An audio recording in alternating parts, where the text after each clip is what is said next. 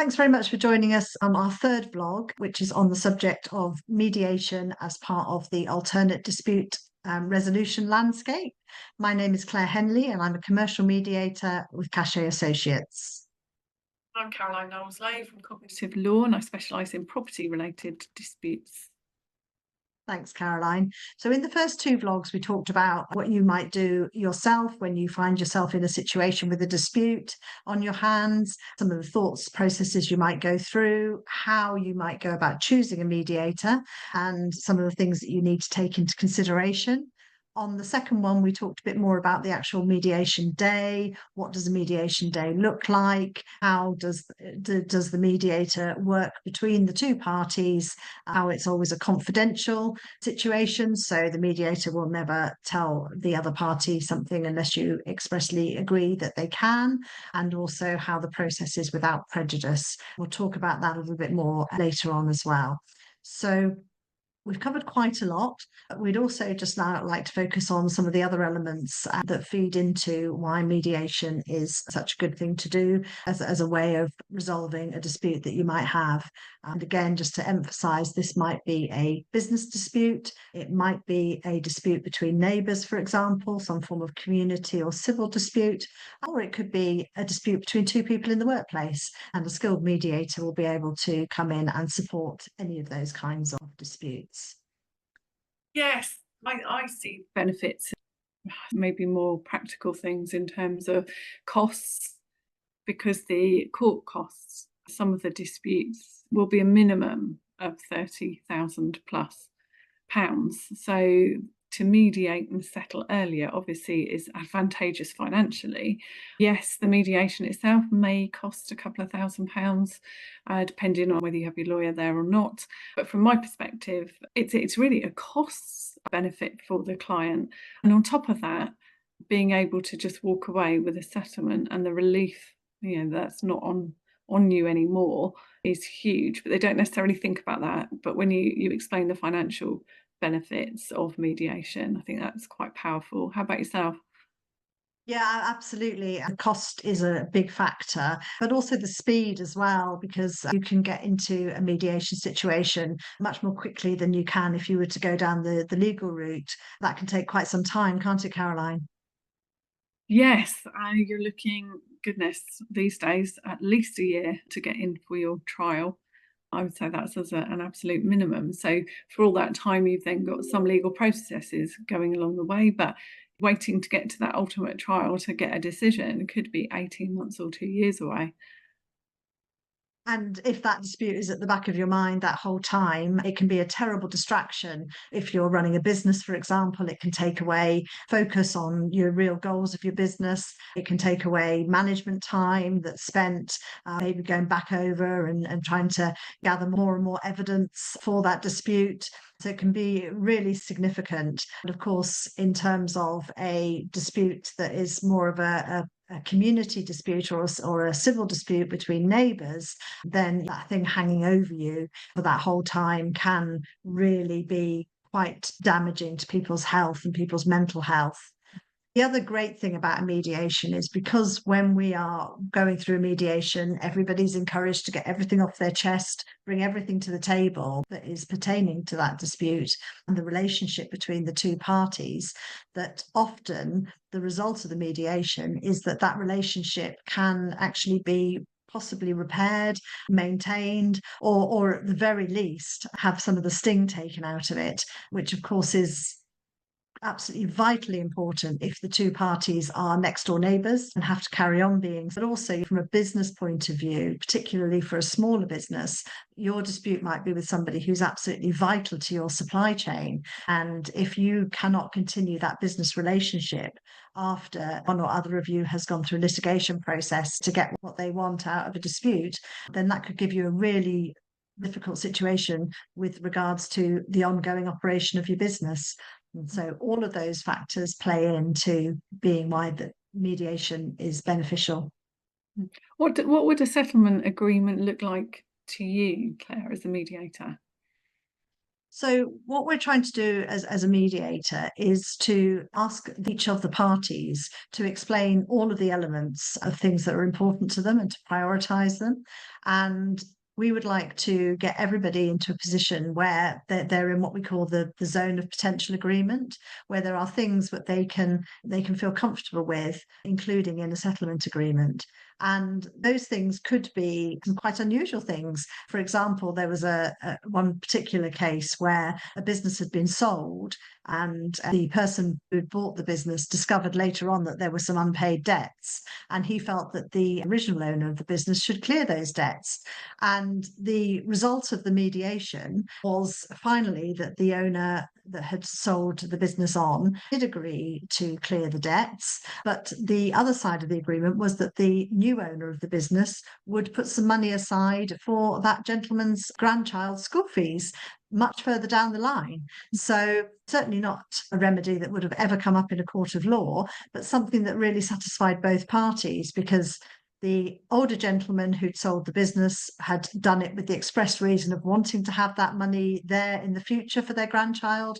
And the new owner had pretty much fully extended themselves in order to get the business in the first place, and just really didn't have the capability to raise the money, but was confident that further down the line, that money would be there with the success of the business. So there's definitely things that you could put into a mediated agreement that might look quite unusual at first sight, but because it's important to both the parties and those interests and those issues have been thoroughly examined through the course of the mediation day, then that agreement is basically bespoke to them and fits both of them. Yeah, I think it can be important, can't it, to dig down into someone's reluctance sometimes if they are just saying no, no, no to something, is to what's the blocker? What is the reason? Because as you say, with the example you've just given, that he had plans for that money in the future, but as long as he had that money by a certain time and the other side obviously were able to fund that later, then it worked. Sometimes you need to understand why someone's saying no, because there could be just Absolutely. a very good reason that they don't think is part of this dispute, but actually can help unlock it and solve it.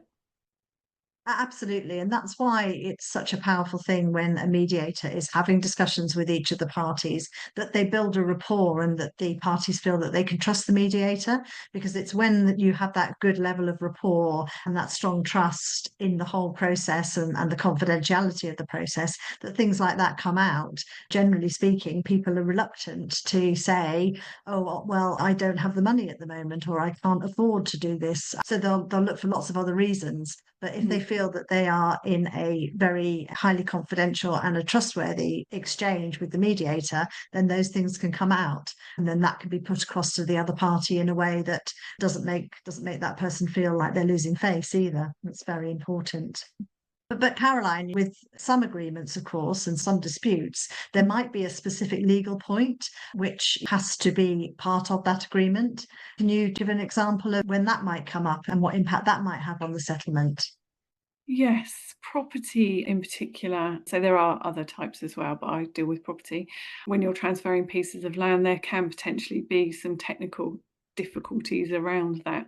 So it can be useful to either have a surveyor there as the mediator or a surveyor with you at the mediation if you think it is going to be that type of settlement that is going to get quite technical. You might need some assistance, or having your lawyer there with you to help draw up that settlement so you can look at the deeds and documents to see if there are any other implications. But it's not to say that you can't have those discussions afterwards. It can continue after if you can't actually get the full wording of the settlement. And I'm sure you've come across this, Claire, where the discussions are continuing afterwards because there was some terminology that needed to be really thought about that perhaps on the day didn't have time to think about. I say, but those conversations remain without prejudice and can continue on. You must see that quite regularly. Yes, absolutely. And you might get the structure of the agreement and a number of points that are going to be part of the agreement. But as you say, there might be particular wording that has to be included. and one or other of the parties will have to go and take advice Mm. on that and make sure that that is all correct. So that could mean that, as you say, mediation doesn't finish completely on the day, but within a number of days or possibly weeks afterwards, then it would finally have that agreement signed by both parties with all of the necessary wording in place.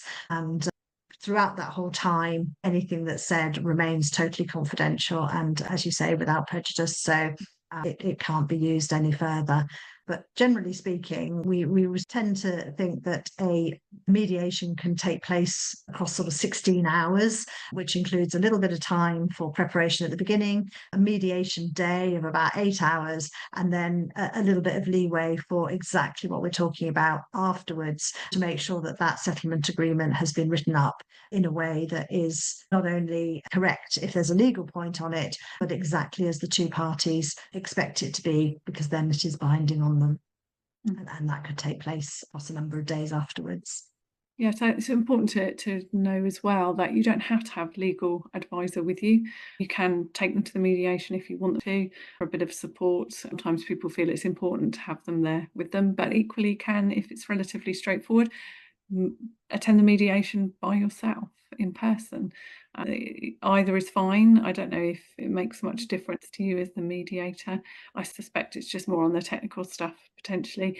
From my position when I've been to mediations, I'm quite often in the background saying to the client, but when you get to settlement discussions, so if you woke up tomorrow with this settlement agreement, would you feel fine and that the weight of the world has sort of lifted?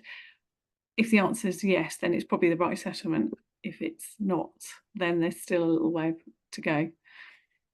Yeah, absolutely right. And as you say, as a mediator, I am mediating between the two parties. If they have any legal representation there, then they have those discussions separately. So it's very important to recognise that, the two parties are the ones who create the agreement, albeit that they may have to, as we say, take advice on certain elements of it. But it is that creating that agreement yourself with the other party in a way that you can really agree. And yeah, absolutely just takes the weight off people once they feel that they've got to that. Good. Well, so we hope that this has given you a really good insight into the process of mediation. We'll be very happy to discuss anything with you further, and we will put contact details in when we release these vlogs. So please don't hesitate to get in touch. My name's Claire Henley, and I'm a commercial mediator for Cashier Associates. And I'm Caroline Knowlesley. I'm a property disputes lawyer with Cognitive Law. Thank you very much. Thanks very much for joining us. Thanks, Caroline.